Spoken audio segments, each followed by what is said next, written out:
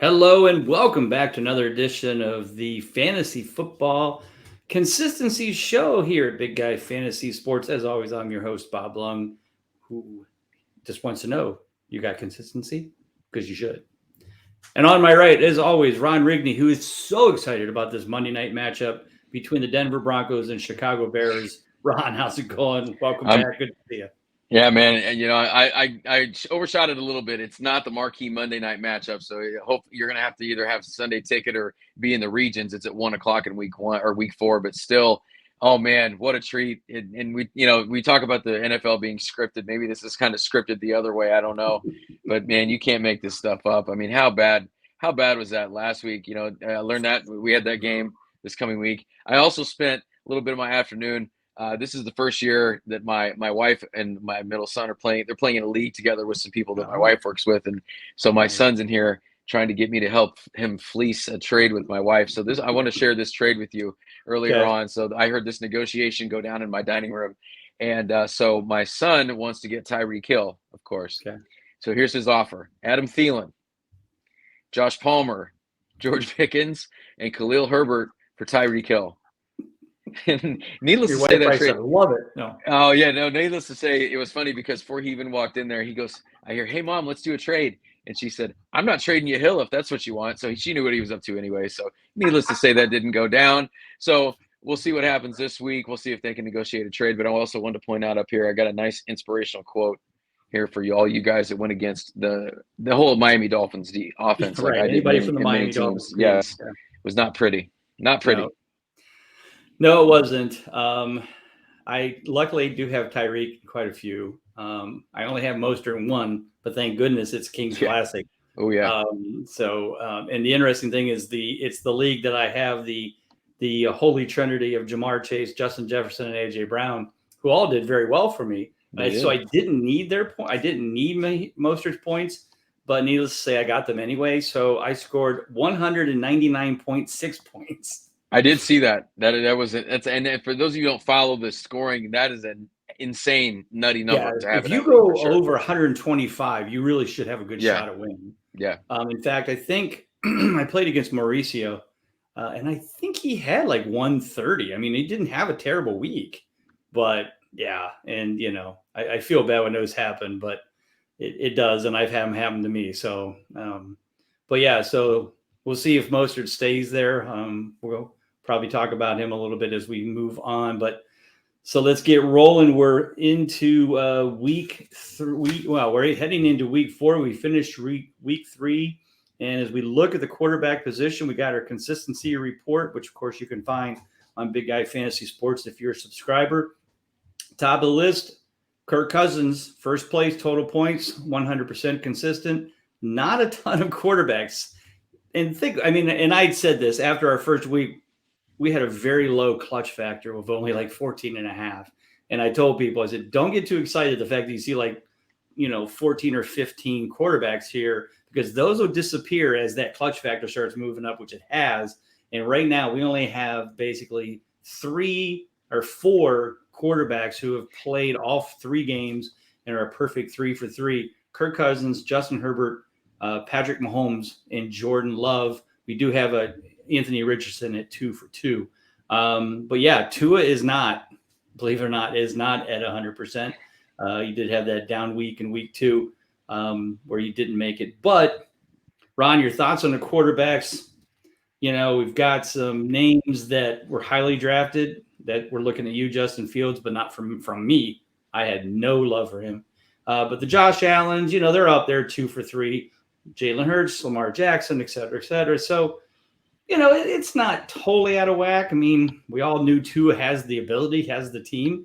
Does he stay healthy? If he stays healthy all year, then everybody got the pick of the year. That's for sure. So your thoughts on quarterbacks, and then we'll just let you go right into who you have as one of your picks to click from where they're at so far this year and where they're headed.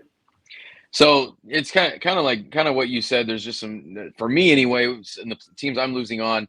I either had Aaron Rodgers in one of the deeper Kings Classic leagues, or I've got guys that are just not consistent. I don't have one of these top level 100% consistency guys. And so unless you get one of those, you know, it's going to be tough to have a winning record unless you have one of those guys at the top. So a little bit top heavier than we're used to, I think, in the past as well. So guy I went with this week is a guy that plays in my division, guy that our friend Colby Conway is going to be very smitten with, it looks like, and what looks like early on is the best rookie quarterback in the class, and that's CJ Stroud. 11th in total points, 2 for 3, 67% consistent. And I don't know if we paid attention to these numbers, but 906 passing yards, 4 touchdowns. I'd like to see that completion percentage jump up a little bit. But for a rookie that has a shaky offensive line, and for a rookie that has, you know, limited run game going on, and we're starting to see some of those dudes as receivers. Dude has 0 interceptions, which to me is tremendous. I know he hasn't played some of the greatest defenses, but still a rookie quarterback going in there with, you know, guys that are kind of unproven. But we've seen Tank Dell last week. He's one of the big pickups of the week. Nico Collins looks like a dude. He's got Dalton Schultz down there. So he's got a couple guys to be able to sling it to, but I think he's one of the more surprising ones that I thought I would see up there. He's not 100%, but that 67% for a rookie is pretty good. Damn good. And, you know, like you said, I certainly wasn't a fan. I watched him play at Ohio State, and I didn't think he was that good. I was shocked when he got picked that high because he doesn't run. He's not, you know, he's not the Anthony Richardson. So I really didn't know if he would do well, especially in Houston, not a great team around him. But so far, so good. Great coaching, great execution. Like you said, the 0 interceptions is a big deal, especially for a rookie. Again, they're not playing the best of the best. They're not playing Kansas City, Buffalo, Philadelphia every week. But still the NFL, and he's still doing pretty well. One of the guys I'm going to talk about, and I don't have this guy in any of my leagues, but it's Jordan Love for the Green Bay Packers.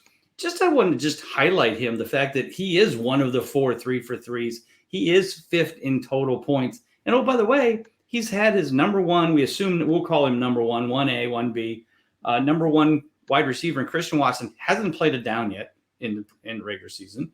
Still looks iffy for this week. You know, and Romeo Doubs is the second guy. Aaron Jones has missed a game or so. So, like, he's not even playing with this full complement of weapons. And yet, 3 for 3, 5th in total points.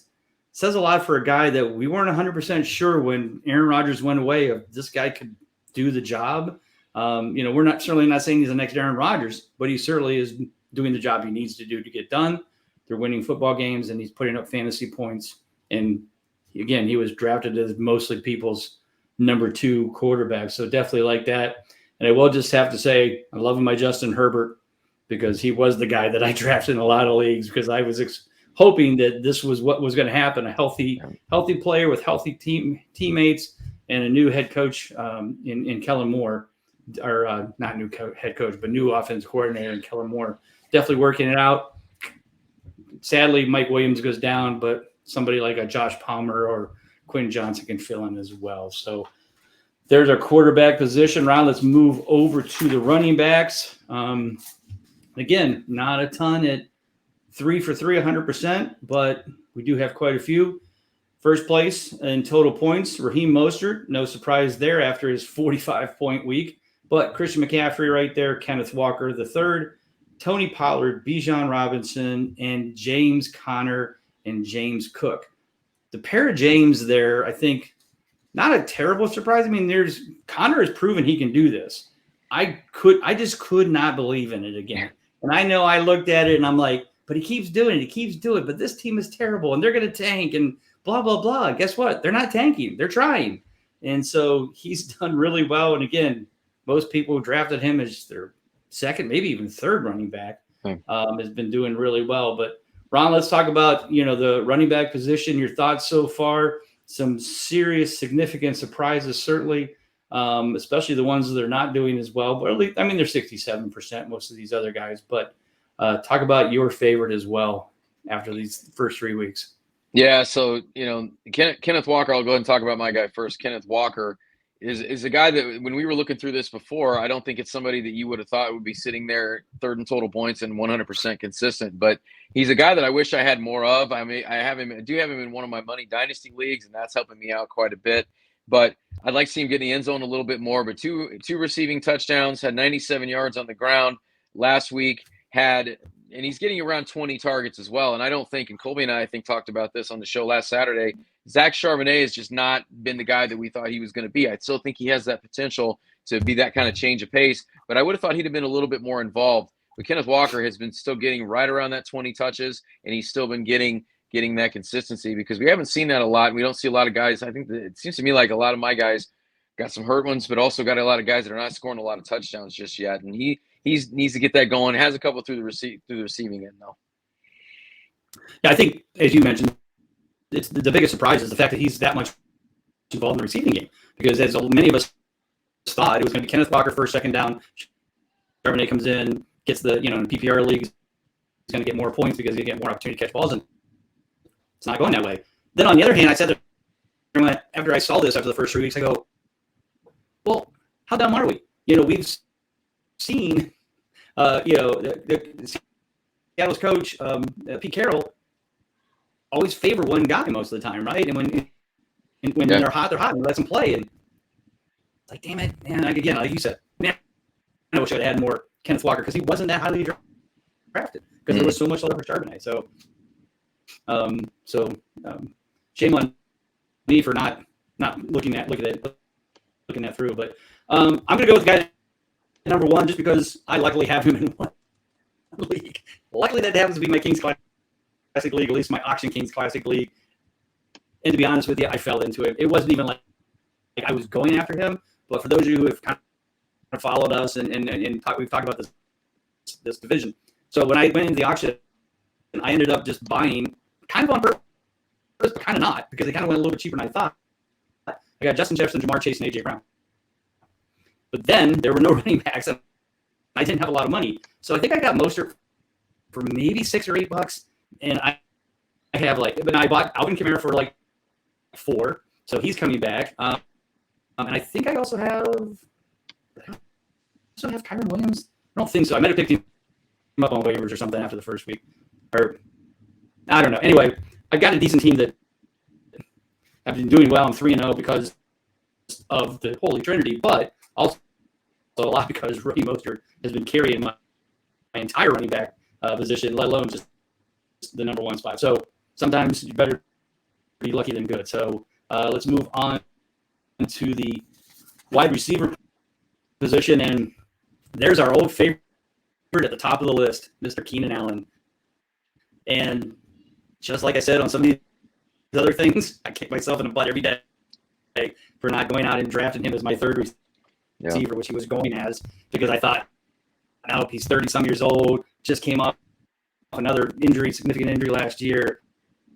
He's done. He's Mike Williams is going to take over. And I let this sink into my head, and I didn't believe in Mr. Consistency, Mr. Keenan Allen, and there he is in first place, ahead of Tyreek Hill, which is pretty damn impressive at this point. But a lot of 100%. I won't go into them all, but as we always talk about with the wide receiver position, there isn't a lot of people that jump out of this. The studs stay the studs.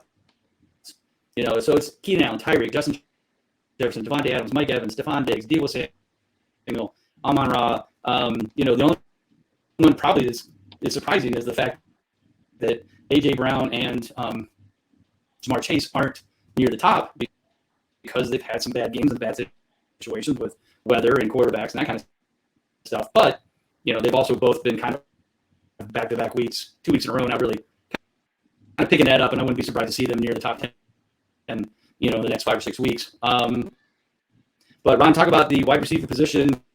What are you seeing? I mean, there are a few, people we kind of already know about: Puka Nacua, Tutu Atwell, Jacoby Myers, Jordan Addison, Jay Flowers, that have kind of surprised some people. But what's your overall thoughts on the wide receiver position through week 3, and who's the guy that you're kind of focused on? Yeah, starting to see some life from some guys. We saw Jamar Chase get a clutch game. We saw, quarterback position, Joe Burrow maybe starting to look a little bit more like himself. So I know those are a couple of guys. The 1 year that I get the third pick in a couple of drafts and I'm willing to spend some money on it is, of course, the year that the guy I want gets hurt, and that's Jamar Chase. But I was looking through our clutch ratings this week, and I was looking through our consistency report, and I thought this was kind of interesting, and this kind of illustrates how consistency works for you. So Jordan Addison is the guy I'm going to talk about here in a second, but I just mentioned Jamar Chase. I sorted the consistency report by total points. Jordan Addison is ranked 24th. Jamar Chase is ranked 25th. However, Jordan Addison is 100% consistent. Jamar Chase is 1 for 3 with consistency at 33%. So that kind of explains it right there. You know, one slot won total points, but where did all those total points come from? Jamar Chase that last game and got him that one clutch game. So that kind of illustrates our concept there. I just kind of stumbled into that a minute ago. I thought that was interesting. But yeah.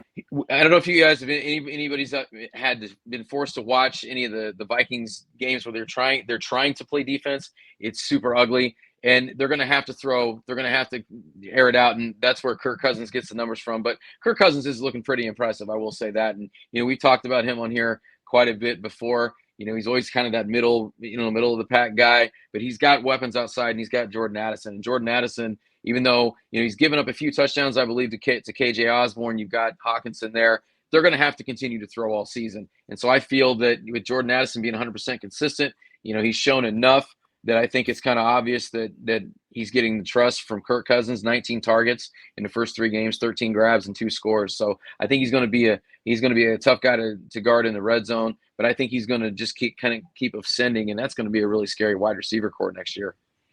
Yeah, that's for sure. So I'm going to talk about Keenan Allen again as my focus guy this week. They get to play home against Las Vegas, which has always been a fun game. Not sure the Vegas can put up the points to keep up with the Chargers, which we assume. But here's one thing I kind of want everybody to think about. With Mike Williams going down, this is going to allow teams to focus on stopping Keenan Allen. Because now you've got Josh Palmer and rookie Quentin Johnson in there to try to take that pressure off that. Until they prove that, he's not going to get 18 receptions. I get that. He's still probably will earn clutch games, but it might be more of a 70 for 60 yards. I feel like they're going to kind of contain him, maybe even have a, kind of keep him from coming off the line, get no short passes that he can take to the house. But not that saying you're going to go out and trade away Keenan Allen, but just keep an eye on him. Keep those expectations a little bit lower than before, because without Mike Williams, until Quentin Johnson and Josh Palmer kind of in the flow again, especially Johnson, who's a rookie, hasn't done much yet. That could take some time, but if Quentin Johnson starts stretching the field again, it'll be a whole new thing. But definitely keep an eye on that. All right, well, we move over to our always favorite position, the tight ends. And guess how many tight ends actually are 3 for 3? 3. That's it. That's right. 3 weeks, we only have 3 left. In one we maybe expected, which is TJ Hawkinson, who's also first in total points. Evan Ingram, I wasn't really sold that he was going to come back and do well, but he's 3 for 3, and he's 4th in total points, which is surprising because I thought Jacksonville would have a much high-powered offense, especially with Calvin Ridley. After week 1, it's kind of died off quite a bit. But the guy in second place and 3 for 3 is Sam Laporta. I mean, there was a lot of talk. I've heard a lot of love for him. Jared Goff's got to find somebody other than Amon-Ra St. Brown. Josh Reynolds got shut down last week, which was disappointing to me in a number of leagues. But yeah, the kid has really been doing very well, and looks like he could be a future star from the fantasy perspective. So Kelsey's 2 for 2 because he missed that first week. Logan Thomas is 2 for 2, but that was over the last couple of weeks. I think he's already hurt. So which is usually how it works for Logan Thomas. But Ron, talk about the tight end position, which we so dearly loved, and how ugly it is already in week 3. Yeah. And who are we highlighting, if you want to call it highlighting? Yeah, it didn't take long for this to go south, did it? And you hear year after year after year, boy, man, does it get bad. And this is one of the worst ones we've had in a few. But I as I'm going down here, I'm seeing guys that, I see a lot of potential guys that I wish were better. And one of those guys that I don't know why that I'm so enamored with him, and that's Cole Kmet. And I don't know that we really want a lot of the Bears right now, because anybody not named DJ Moore it looks like a dumpster fire there. They're so bad on defense. They're a bad organization. But lo and behold, our guy Cole Kmet is 2 for 3 with clutch games. Now he's only at 17 in total points. But here again, with you not getting much production out of that spot, in order to get that clutch game, it's not going to take you as much. But last week, a little bit slower, only 2 for 22, but the week before that, 4 for 38, 5 for 44. But the thing I like most about those first 2 games is he received 7 and 6 targets back to back. Only 2 targets last week, but they were getting blown out against Kansas City anyway. So I don't think it really would have mattered what much they did anyway. But I think this guy going forward that he might be on your waiver wire. He might be somebody you stash away on your bench. And I wouldn't be scared to look at him, especially if it's a league like Kings Classic where you have multiple flexes. If he can get that touchdown, he's going to get you that clutch game, but he's also going to get you that extra 6 that he hasn't been able to get you yet. But don't be afraid to start tight ends in those 3 flex spots, especially with us having bye weeks coming up. So he's a guy that you might want to think about going with there depending on the matchup. Yeah, bye week starting next week, folks. So make sure you pay attention to that as you're looking at your waiver wire. I mean, as we talked about, as we do always talk about consistency, but as Ron just mentioned, the power of consistency and how important it is, especially at the tight end position. Let me name off some players: George Kittle, Darren Waller, Pat Freiermuth, Kyle Pitts, Dalton Kincaid, David Njoku. Now, almost all of those guys were probably drafted as tight end, maybe we'll say definitely 15 and under, maybe 10, tight end 12 and under. I think Freiermuth was 12. Kincaid was up there because I know a lot of people were psyched on him. Why did I mention those names? Because they're all 1 for 3 at 33% consistent in the first 3 weeks, folks. Kittle and Waller are 7th and 8th in total points. Hurst is at 14th. The other ones are pretty much farther down. But this is what the problem is with the tight end position. And trust me, I'm not going to pat myself on the back because I drafted Dallas Goedert, who got a goose egg in week 1. But I'm hoping, at least he's proved the last 2 weeks he's on his way back. But those guys were all drafted as your tight end 1, folks, and that's why you got to really look at, is it worth keeping them in there every week for that one big week that pays off? It's a tough decision, So the guy I'm going to talk about is a guy that I picked up in the Kings Classic because they didn't have even a decent option because, again, I was stuck. I spent so much money on those wide receivers. But, I had Kate Otten as my tight end. I think I had somebody else. I feel like I had somebody, I don't know, maybe it was Hurst or Kincaid or Njoku or somebody. But anyway, so I picked up Donald Parham. Now, Donald Parham, 6 in total points. He has like maybe 6 catches total, but he's got 4 touchdowns. Yeah. And that's what's earning him those clutch games because you only have to get basically 8 points in a week to earn a clutch game. And so, 1 catch for 2 yards and a touchdown, and you're pretty much over, or at least close. And so Parham is 67% consistent. He's right up there with a bunch of other junk like Hunter Henry, Tyler Higbee, Luke Musgrave, Jake Ferguson, Zach Ertz, and Kylan Granson, who just had his baby pictures with his first touchdown. So that's the mess we're into, folks, right now. And I picked up also Parham because Mike Williams got hurt. Because now I feel like they're going to rely on that 2 tight ends situation with Parham and Gerald Everett. And I feel like they're going to be looking at him in the end zone because Mike Williams was an end zone guy because of his height. So that's why I picked him up. If he's out there and available, guys, it isn't a terrible thing. I mean, don't look at, people are all talking Parham down like, hey, don't draft him. He's only getting 3 catches a game, blah, blah, blah. And if he doesn't catch touchdown, you're right. If he doesn't, you get stuck. But guess what? He's doing it. So, but that they certainly love him. Herbert loves him in the end zone. So, you got to look for the consistency, even if it's an ugly consistency. It's still valid and it still works for you. So, Ron, your thoughts on anything else on the tight end position? And is there anybody out there? Like I was even looking in the Kings Classic, like, maybe I'll just trade one of my not better players, but decent players.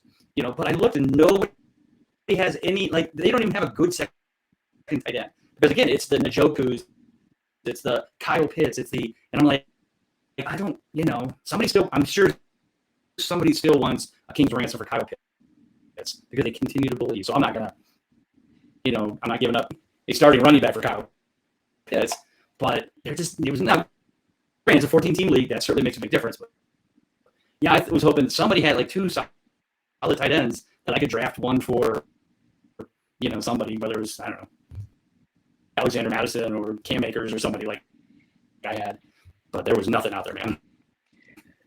No, and the thing is too, I've looked at that as well, and usually in that league, that's what I was just talking about. That I like to flex a tight end, especially when you got those 3 spots. And I think every year for the last 2 or 3 years, something that's really helped me is having that second tight end to be able to flex, because it's worked out with them catching touchdowns or whatever it may be. But I don't have that this year because there's not that. I've ended up dropping all of my backup tight ends, and just kind of, if I need somebody on the waivers, I'm going to have to play the lottery. But I couldn't keep him on the roster because there's other guys out there I want to add for waivers. I was able to get Tutu Atwell. I was able to get Kylie Granson. I was able to add him. So there was a couple guys that I got off waivers, but nothing else other than Donald Parham. If you haven't had a chance to watch him play, he's a guy that you watch and he'll make a catch or two, and you would always wonder, why is he not involved more in the offense? He's big like Mike Williams, maybe not as athletic. Yeah, I mean, he's a big dude, and he's a good athlete. And it makes you wonder, because they'll play on Sunday night or something, and he'll catch a touchdown there. And it makes you kind of wonder why they don't have him in the offense a little bit more. So maybe that's something that we'll see coming up. And so to kind of put a bow on it, as always, Big Guy Fantasy Sports, come over there, catch all our new friends. We've got stuff coming up every single week. Consistently cashing. We got back on the win train last week. You guys are absolutely crushing it on Profit Like It's Hot. So I'll let you talk about that, and I won't steal your thunder from that. But come over there and see what we have to offer. Find this show over there, and we're coming right back with it next week. Here again, random card of the week. That would be a Lawrence Taylor 2008 game-worn jersey card. Thank you, sir. One of my favorites. Yeah, that's very impressive. Very nice. Yes. All right, you can always find me at Bob_Lung on Twitter. And as Ron said, check out the Profit Like It's Hot, because there's nobody hotter than Colby and I right now. We are 16-4 through the first 3 weeks on our prop bets. I think I won over $100 some just betting like 10 at a pop last week, and saw my balance go from $50 to $150 real fast. So definitely crushing it. And check out that this week as well. The article, maybe the podcast. We're not sure we're going to pull that one off. I got to go away this weekend. But for Ron Rigney, I'm Bob Lung. Everybody take care. God bless. We'll see you next week.